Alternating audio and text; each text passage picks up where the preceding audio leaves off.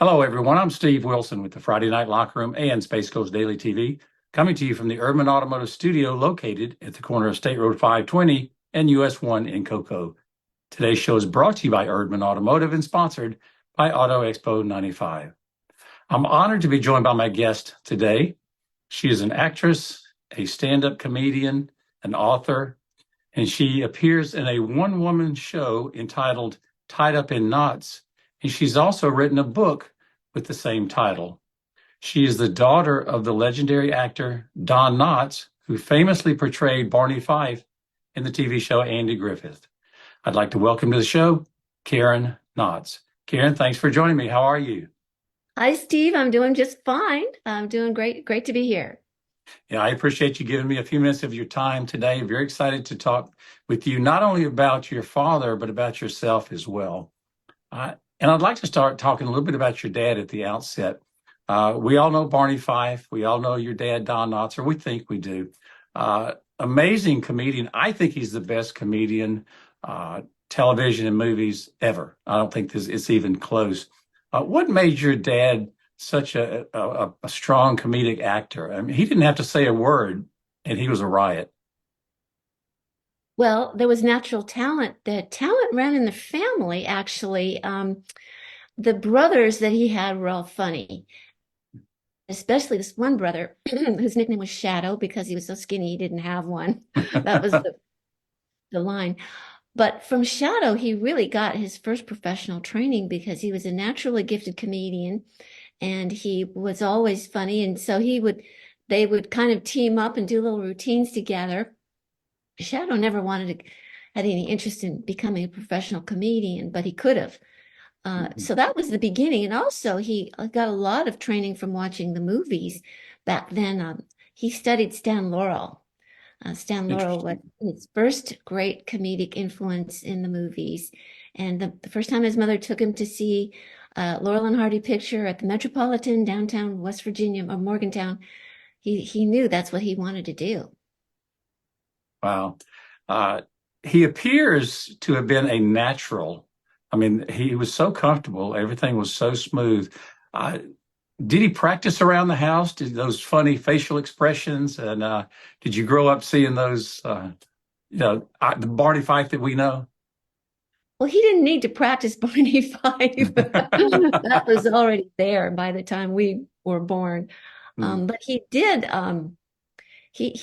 have a lot of he was constantly his mind was constantly creating and he would come out with funny lines.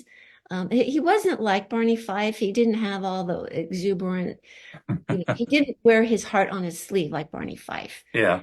He was a very, you know, um, he was a very self-possessed person. And but his humor was always coming out in different ways. And Mm. actually, I think of him as a deadpan comedian in real life. He was Wow. almost the opposite of Barney Fife, but he was so naturally gifted and so focused on always perfecting his craft that you just never knew what he was going to come up with. Were you able to go on the set of the Andy Griffith show as a youngster? I did, and I got to hang out a little bit with Ronnie Howard, and especially Betty Lynn was so kind to me, Thelma Lou. She was Mhm. incredibly sweet, and everybody was on that set, and they were not like their characters, which was a big shock at first. Yeah. Just like everyone else grew up believing the characters, but they were not at all like their characters. They were completely unique individuals, and it was really fun to see that on the set and how they interacted with each other was very different as well. Mhm. You mentioned Ron Howard. You were close to the same age, maybe. Is We he were the the one you same kind of age. gravitated towards as far as cast members, those that we see? He was the same age, but he was more like an adult than a child. The way I, Interesting. you know, Hmm. to me he was because he was working. He was Yeah. working. He wasn't hanging out. Oh, let's go play or whatever. Yeah. Um, but he took me around and showed me some things and talked to me. He was very nice. And my brother also got to talk to him, and he we loved Ronnie and Clint too. Hmm. but they had they had their basketball courts on the set for them to play with their when the young people that played their friends on the show were there. They played with them for real on the set. Oh, okay. So, Interesting. yeah. Now, did you have a favorite episode out of all of the Andy Griffith shows? Well, I loved the episode with the gals when they were the criminals, the The ladies who oh were yeah, yeah, hiding yeah, yeah, and they're yeah. hiding out in the cabin The there, ones that had escaped. Yeah. I thought that was fantastic because it was really a great showcase for those female actresses too. Yeah. They played multiple roles, at least one of them did. Hmm. And and so that was, and I loved it when she got Barney dancing with her. That was really one of my favorite scenes ever. My dad's Yeah. favorite episode was Barney in the choir. Oh, really? Yeah, that was his That favorite. that that was. And Barney's new car. Those two were his Oh, favorites. those were too good. And I had heard or read somewhere that your dad was a pretty good singer, that he really had to work hard at singing bad. Is that Um, true? no, not really. He Not he wasn't going to appear um, in Carnegie Hall singing, huh? what he was really good at singing was harmony. And Okay. that's why he sang so well with Andy, because Dad could had a real great ear for notes, and he could sing to Andy's. He could sing harmony to Andy's lead, and that sounded beautiful. But he Mhm. wasn't one of these that go around the oh, the house or something like that. Oh Not my really. goodness. What did your dad enjoy doing during his downtime? We see him in front of the screen and he's probably maybe home working, preparing for the next show. What did he enjoy doing when it was just time to get away? Well, he loved to play golf. He was a big golf fan, and he watched golf on television as well. And I think one way, he really enjoyed the game, but another reason he liked to play golf was it was a way to meet other celebrities.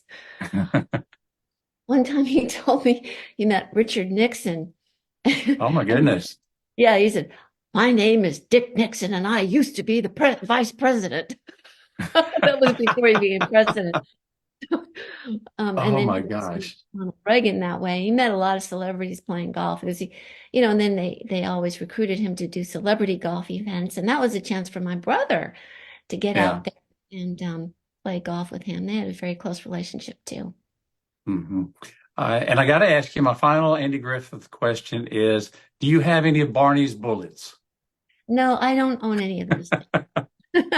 No All, bullets. all of those Barney things are at the museum in Mount Airy, the Andy Griffith Playhouse. And below that, in the basement of that playhouse, is a full museum of Andy Griffith show paraphernalia, and it's Mhm. wonderful. Yeah, your dad, as you know, also did a lot of movies. Uh, do you know if he enjoyed the process of making the movie as much as a television show, or was the one process more fun for him than the other? He loved it when he had the contract with Universal, when he was doing the five picture deal. He had to elect an Mhm. astronaut, the Incredible Mr. Limp. No, no, I'm sorry. Um, uh, the The Shakiest Ghost of Thing. Mr. Chicken was my favorite. The Ghost of Mr. Chicken, of course, is everyone's favorite. Yeah. And there were two more.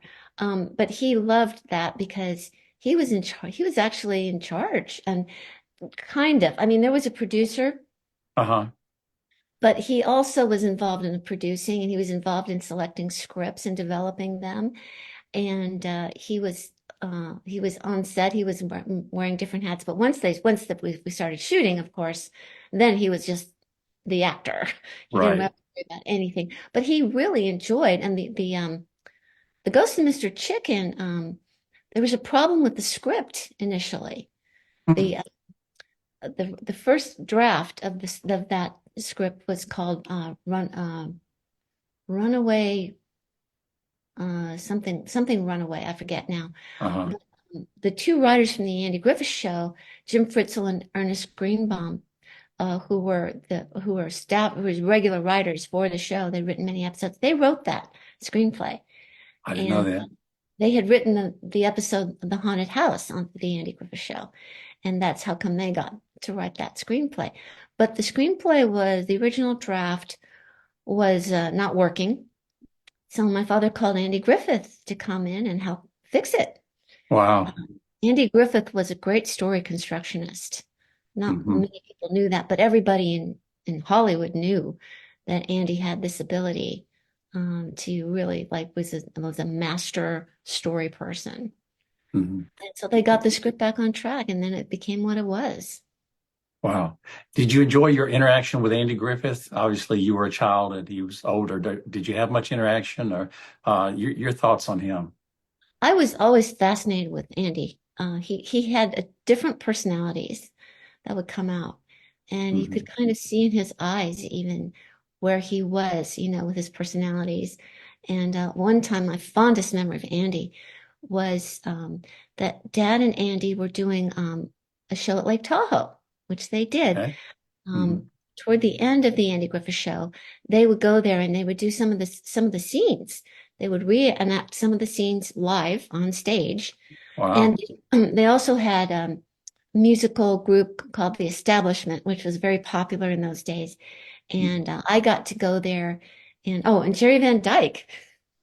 Really? Jerry Van Dyke had He's an a act. riot. He is I so know he funny. is. He is. He had an act called Mule Train, and as a child, I thought it was actually one of the funniest things I've ever seen in my life. And I Hmm. got to see him do this a few times. And one time before the show, Andy was there, and I was there backstage, and he walked me up to the backstage curtain, and he said he knew that I wanted to act already at that point. He said, Hmm. "Karen, put your ear up against that curtain. What do you hear?" And I said, "Oh, I hear all these different sounds like giggling and laughing and talking." And he said, "Exactly." He said, "That's what I do every time before I'm about to go on stage is I listen to that audience and it informs me of what kind of an audience they're going to be when I'm on stage." And that was one of the greatest lessons I ever learned. And I do that myself now. So Hmm.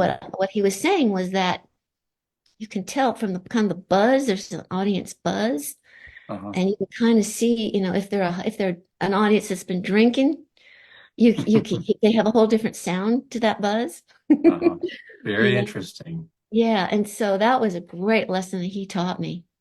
Hmm. Now, and you made your way into the entertainment industry. Was it a given that that's what you were going to do from the time you could walk and talk, watching your dad, thinking, I want to do that? Uh, well, probably so. I don't know if I really registered that consciously, but I knew as soon as I was in school that I wanted to do that. So Uh-huh. I think I did. Yeah, I think I did. I did know that because I remember asking Dad if I could go on the show. I wanted to Uh-huh. be a child actor, and he said, "No, it's not a good life for a child, very protective and all that." But as I Hmm. grew older, I kind of pushed back on that idea. And then he eventually gave in and he got me on when I was 16, he put me on his variety show, which How about most people that? don't even know he had a variety show. Yeah. Yeah. And he put me on that and doing a sketch with him. And it was tremendous. It was wonderful. It was one of the great, and I show that scene in my touring show. I Uh-huh.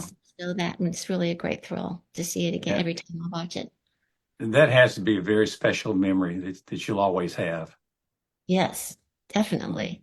Mhm. Do you enjoy being on stage? Do you enjoy performing in front of the public? I love it. Oh, it's great. I love it. Right now, I'm actually kind of transitioning a little bit back into stand-up comedy. I have Hmm. been doing my show on the road for 20 years, Hmm. and it's gotten better each time. I Yeah. always fix things. When I hear the audience reaction, I go, "Oh," and this is what Dad used to do too. When I do plays with him, I did a few theater plays, just regular straight plays, comedies, and Uh-huh. he would get me in little parts in those when I could. And then afterwards, he'd say, I'd do a line that didn't get a laugh as good as he thought it could be. He'd say, Hmm. try it doing this way. Try not moving your face, or try upending it at the end, or try, just whatever he would tell me. And Yeah. then he would listen to see, and then he might say, "Okay, that was better," or he might say, "Go back to the other way," you know. And so I learned that from him, and so I always do that for myself when I am performing my own material. I'll Hmm. go, "Okay, that could have got a better laugh, that one. How can Yeah. I change that delivery?" Very interesting. Would you say your dad was a perfectionist when it came to his acting? You mentioned just a little tick here, a raise in the voice. Is that something that he and you now both really, really work? Did he work at that? And you just said that you think about it, but would you call your dad a perfectionist? Absolutely. Hmm. You Yes, almost have to be absolutely. that, Yeah. talented, that good. Yeah, he thought about comedy day and night. I mean, like I was saying, he would be, at the house or whatever, he'd have a funny little line or a funny expression Uh-huh. or just, and then he would also remember lines from the long ago past, like the 1930s when he was growing up. Wow. He would say lines from that era. It was just always in his brain. Hmm. I want to talk a little bit about the book itself, Tied Up in Knots. How did that all come about? Well, people have always said to me, "Oh, you should write a book about your dad and everything." Yeah. I was like, "Oh, another one." I'm, I'm not an author. I don't know how to write a book. I don't know how to do that. Like you're thinking I can just sit down and write a book just because I'm an actress or something. Right.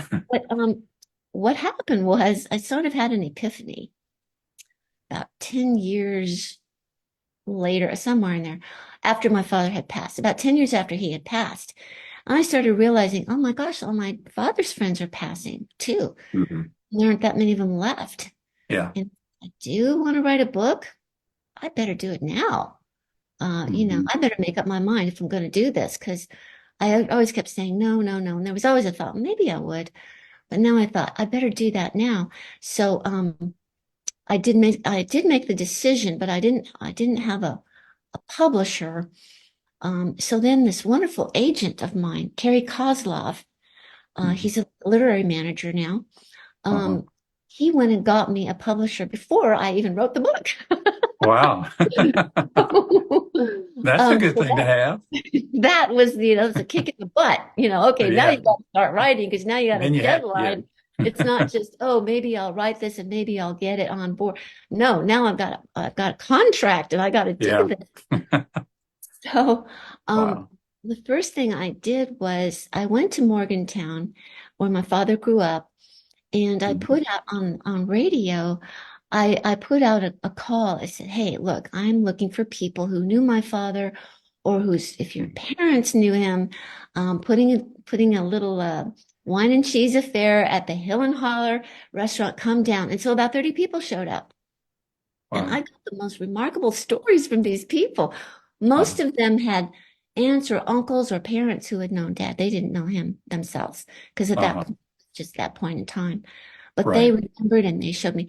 One girl showed me a picture that my father had sent her as her mother as a child, like of a Wow. little Valentine.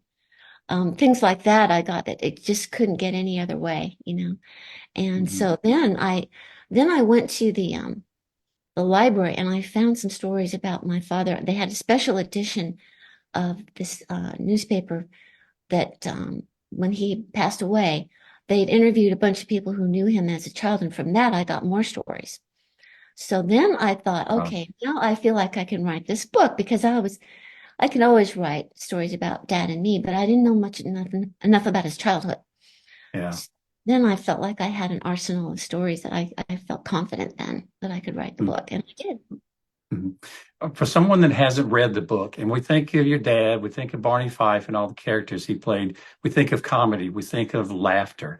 When they read the book, are they going to laugh? Is it more of a serious, this is how my dad was, or is it a mixture? It's both. It is both. I think my book is funny. I've been told that it is. But Hmm. it also touches on some serious things about me and the mental illness that my father struggled with and that I struggled with. And that Hmm. came through his father was paranoid schizophrenic. And they Wow. lived with him in the house. And in those days, there was no treatment. You know, uh, No, no. they just pretty much warehoused patients back then. And so Hmm. he was in one of those mental institutions. And my uncle, Pete, we call him Pete, he got him out of there because his father was begging, begging, please get me out of here. So he got him out and he came Uh-huh. back and lived in the house with them. And so that was a terrifying thing to live with him because he was always menacing. I think the fear of Barney, that was born from that. Wow. Very interesting. Karen, before I let you go, if someone is watching this and they would like to reach out to you and possibly have you put on a show, how would they go about contacting you? You go to my website, KarenKnotts.com, and go to bookings. And from there, you can send me a booking request. And I always do read that. Yes. And also have a show coming up here in Los Angeles, Flappers Comedy Club on May 19th at 7 p.m. It's called Fit to be Funny. And I'm doing that with two other comedians, Jackie Bowe and Cherie Severin. That sounds like that'll be a lot of fun. Yeah. Well, Karen, I want to thank you so much for joining me today. It's been an absolute pleasure talking with you. We all knew your dad, and he was very special. I watched it again this morning. I watch it every day. I watch the Andy Griffith show every day. My friends pick at me, but they watch it as well. My brothers do. He was a very special man to a lot of people. Obviously, you as well. But thank you so much once again for joining me. Thank you. I enjoyed the interview too. Thank you. You're very welcome. So for my very special guest today, Karen Knotts, for all of our sponsors, including Urban Automotive and Auto Expo 95, I'm Steve Wilson with the Friday Night Locker Room and Space Coast Daily TV. We'll see you next time.